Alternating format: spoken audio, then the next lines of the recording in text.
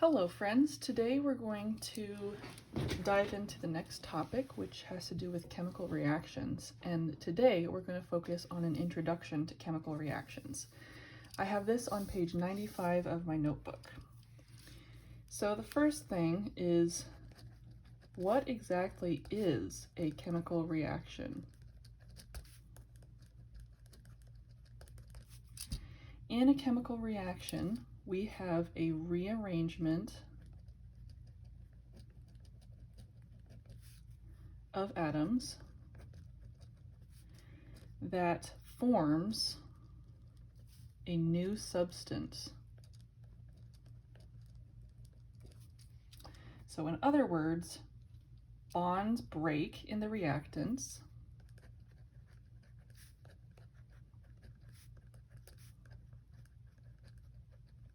and we'll discuss what that means later, and they are formed in the products.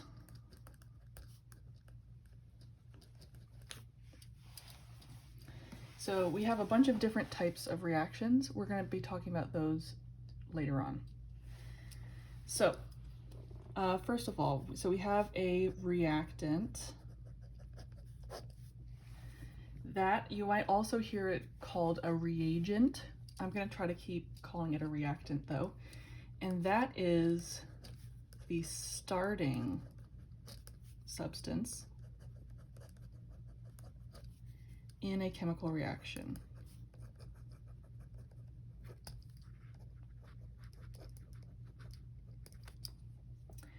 Then we have products,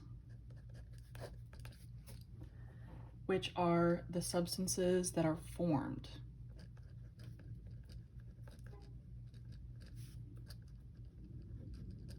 In a chemical reaction.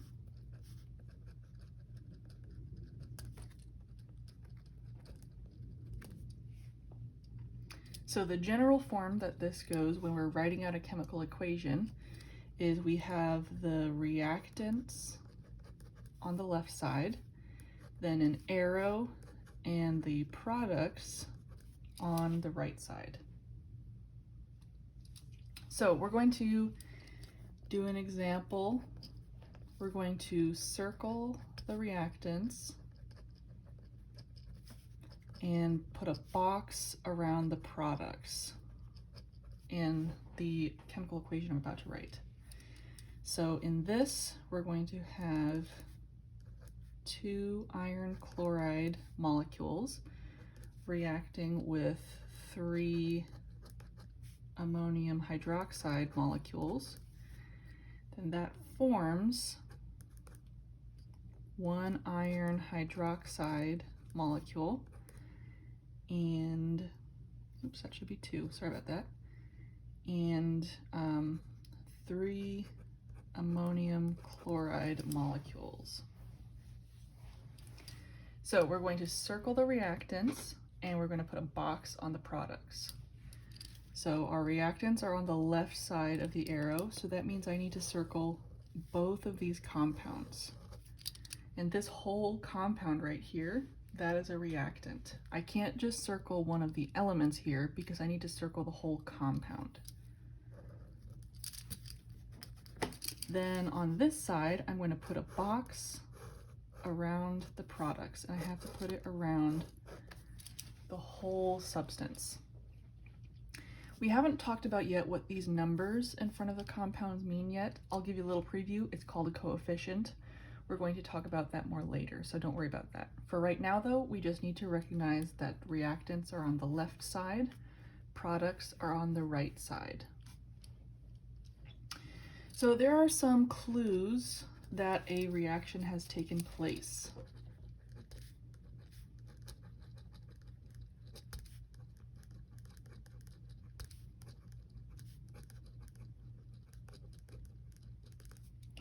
First clue,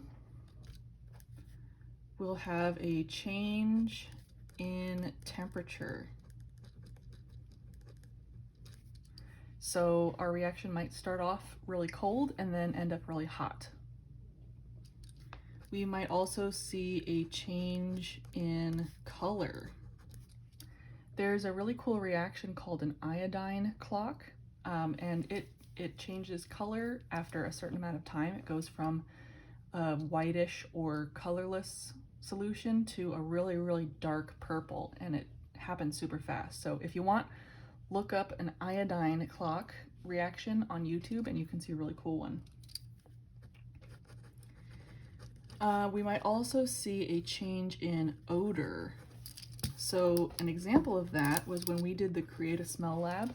We started off with something that smelled really putrid and disgusting and ended up with something that smelled really sweet. So that was our evidence that a reaction occurred. We might also have a change in pH, and we haven't talked about this yet, but pH is just, it's something that measures how acidic something is.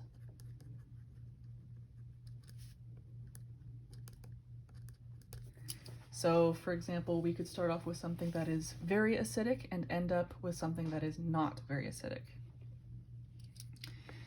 Then another clue is that we produce a gas or a solid. If you react vinegar with baking soda, you see that it starts to bubble after a little bit. So that's a clue that that reaction is happening. Or if you mix two solutions together, sometimes you'll get a solid that is produced on the bottom, and it looks like little crystals on the bottom of your jar. What's really important though,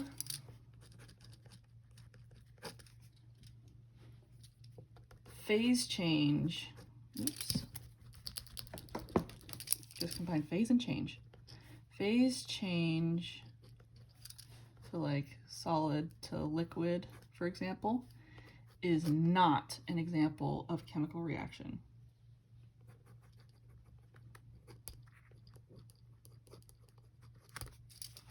So for example, let's say we have liquid water and we boil it and it turns into water vapor. So we're going from a liquid to a gas. This is not a chemical reaction because we're starting and ending with the same thing.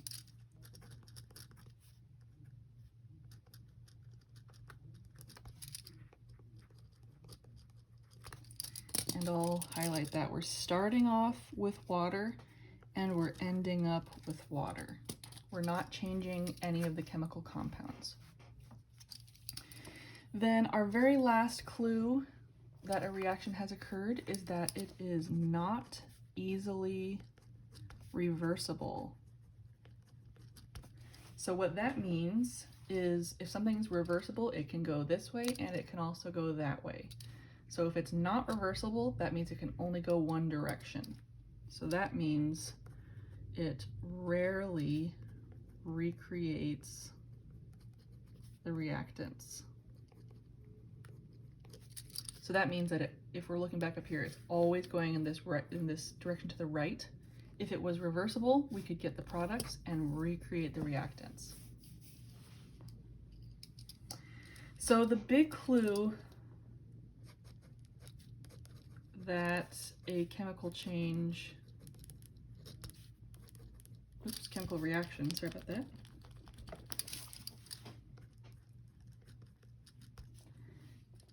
did not happen is that there's a phase change, which is what I was talking about here.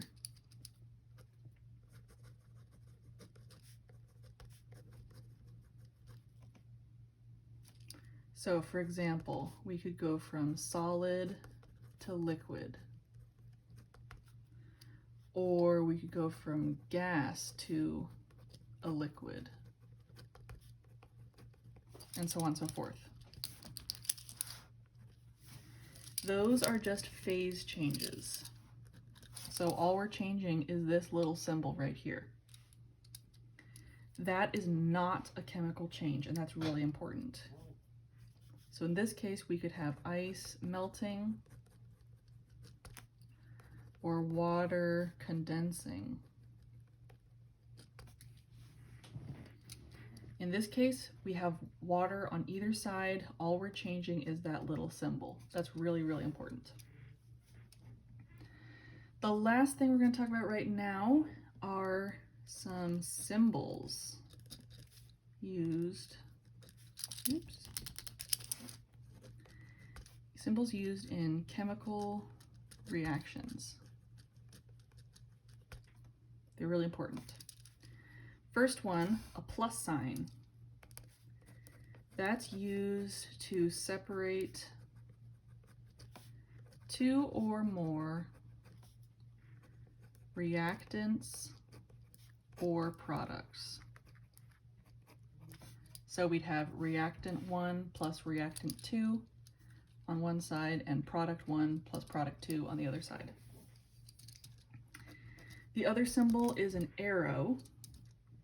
It means yields or produces. And what's important about that is that it separates the reactants from the products, and it shows that a reaction has occurred.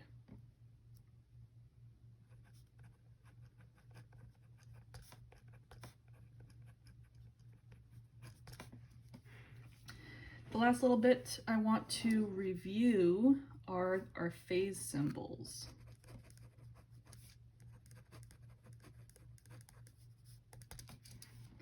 So we have 4 of them. First one, S. I'm hoping we all remember that that stands for solid. L, and I did it cursive so you can tell that's an L, stands for liquid. G stands for gas. And the last one, AQ, is the trickiest of them all. It stands for aqueous, or you might hear somebody say aqueous. And that means that a solid is dissolved in water.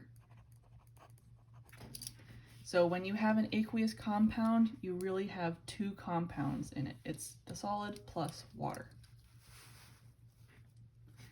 So that wraps up our notes for today.